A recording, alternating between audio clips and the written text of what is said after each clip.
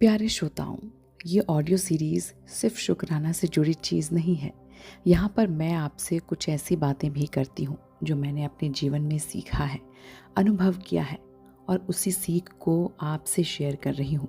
अगर आपको मेरी बातें अच्छी लगें तो मेरे चैनल को सब्सक्राइब ज़रूर कीजिए और अगर आपको मेरा कंटेंट पसंद आता है तो इसे लाइक करें और अपने दोस्तों के साथ शेयर ज़रूर करें। क्या आपने कभी ऐसी चीज़ों का शुक्रिया अदा किया है जो आपको बचपन से नरिश कर रही है और उसका आपके जीवन पर बहुत बड़ा असर पड़ता है? इनफैक्ट हमारा पूरा व्यवहार, हमारी आदतें ही उनका रिफ्लेक्शन होती हैं। मैं बात कर रही हूँ अपने आसपास के लोगों की, हमारे माता पिता और परिवार के वो लोग जिनसे हमारा रोज़ का राब्ता है। जैसी संगति होती है, हम नहीं चाहते हुए भी वैसे बन जाते हैं। इसलिए कहा जाता है कि संगति आप सज्जन लोगों की ही चुने। वैसे लोगों के साथ आपका उठना बैठना हो जो बेहद सकारात्मक हो, विश्वास पात्र हो, सच्चे लोग हों, या यूं कहें कि जैसा आप बनना चाहते हैं वैसे लोगों के आसपास रहें। हम जब नया घर ढूंढते हैं, कोई लड़की अपने लिए हॉस्टल या पीजी ढूंढती है, या फिर जब हम अपने बच्चों का स्कूल सेलेक्ट कर रहे होते हैं, तो क्या हम ये सब सोचते हैं कि उसकी दोस्ती कैसे लोगों से होगी? या फिर कोई लड़की अपने लिए जो हॉस्टल ढूंढ रही है तो वहाँ की लड़कियाँ कैसी होंगी? शायद ज़्यादा नहीं सोचती हैं। कई जगह ऐसी होती हैं जहाँ पर हमारा नियंत्रण नहीं होता, जैसे कि हमारा दफ्तर। वहाँ पर कैसे लोग हैं, उनका व्यवहार, उनकी बातें, उनकी आदतें, वहाँ पर जो हमारे दोस्त होते हैं उनका बिहेवियर हम अडेप्ट करने लगते हैं और कुछ एक साल में हमें खुद भी पता नहीं चलता कि हम उन्हीं लोगों की तरह हो चुके हैं। अपनी किसी आदत पर फोकस कीजिए और याद करने की कोशिश कीजिए कि वो वाली आदत आपने किससे सीखी है और अपने आप को वैसा बनाया है। यहाँ पर मैं अपनी एक अच्छी दोस्त का जिक्र करना चाहती हूँ। वो स्कूल में मेरी एक ऐसी दोस्त थी जिसकी एक आदत मैंने अभी तक अपनाई हुई है और अपनी ये आदत मुझे बहुत अच्छी भी लगती है। वो है खाना बर्बाद ना करने की आदत। आप अपने घर में हो, किसी और के घर में हो या फिर कोई पार्टी फंक्शन, अक्सर ये हम देखते हैं कि लोग भोजन बहुत बर्बाद करते हैं। जो उन्हें नहीं खाना वो भी अपनी थाली में भर लेते हैं और फिर आखिर में वो कूड़ेदान में ही जाता है। मैं अपना अनुभव बताऊं दोस्तों, जब भी मैं किसी को खाना बर्बाद करते हुए देखती हूँ, अगर कोई मेरी नज़रों के सामने खाना फेंकता है या बर्बाद करता है तो मुझे बहुत तकलीफ़ होती है। तुरंत मुझे वो बात याद आने लगती है कि दुनिया में कोई ऐसा इंसान भी होगा जिसे ये जूठी सब्जी, रोटी या पूड़ी मिल जाए तो वो खुशी से झूम उठेगा। उसके लिए एक वक्त का खाना होगा, उसका पेट भर जाएगा और उसकी आत्मा संतुष्ट हो जाएगी। जब उन भोजन को बर्बाद होते हुए देखती हूँ ना, तो अंदर से एक गिल्ट जैसा होने लगता है। सचमुच मुझे ऐसा लगता है कि वो भोजन बर्बाद होने का पाप जैसे मुझे लगने वाला है। तो प्यारे श्रोताओं, इसलिए मेरी ये आदत बन चुकी है कि मुझे जितना खाना होता है मैं उतना ही लेती हूँ। कभी मजाल जो मैं भोजन का एक दाना भी बर्बाद करूँ। और हाँ, मेरी इस आदत को और एक मुहर लग गई जब मैं पहली बार गुरुद्वारे गई।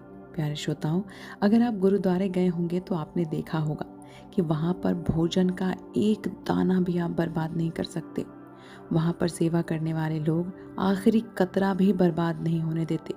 वहाँ पर भगवान के घर में इतनी श्रद्धा भाव देखकर मेरे अंदर एक बदलाव आया कि पहले मैं कभी कभार मेरे से भोजन बर्बाद हो भी जाता था, लेकिन वहाँ से लौटने के बाद कभी मैं भोजन बर्बाद करने के बारे में सोचती भी नहीं हूँ, ना ही मुझसे कोई गलती होती है।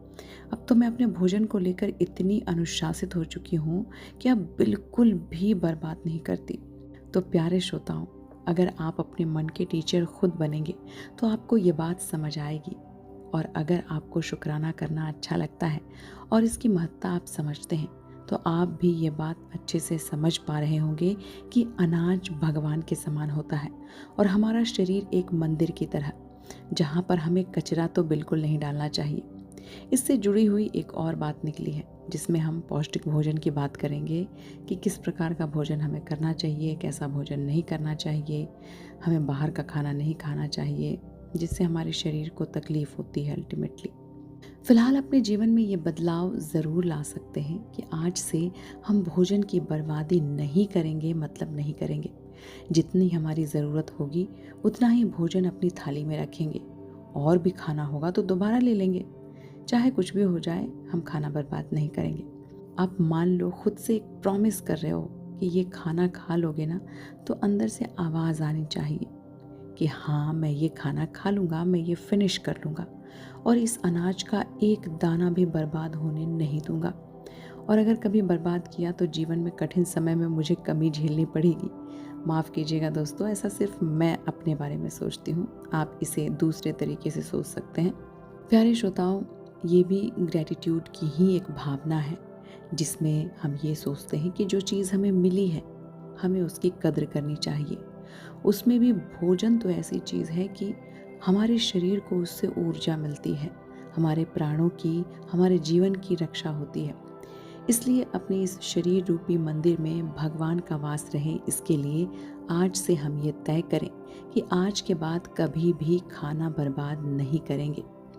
दोस्तों, जो भी व्यक्ति अपनी इस आदत पर काम कर रहा है या करेगा, अगर उसे सफलता मिलती है तो आप हमें यहाँ कमेंट करके ज़रूर बताइएगा कि आपको कैसा महसूस हो रहा है और आपकी ये नई आदत से आपको कितनी खुशी मिल रही है। आखिरी हिस्से में हम एक बार फिर उस ईश्वर को धन्यवाद कहेंगे, उनका आभार जताएंगे जिन्होंने हमें ये ज़िंदगी दी, हमें भोजन दिया, हमें हवा, पानी और ये छत दी, जहाँ पर हम सुकून की नींद सो पा रहे हैं, अपना जीवन यापन कर पा रहे हैं। थैंक यू भगवान मुझे जीवन देने के लिए। थैंक यू भगवान इस हवा, जल, वायु के लिए। थैंक यू भगवान मुझे इतना पौष्टिक भोजन देने के लिए। थैंक यू भगवान मेरे आसपास इतने अच्छे लोग देने के लिए, जिनसे मैं रोज़ कुछ न कुछ सीख रही हूँ।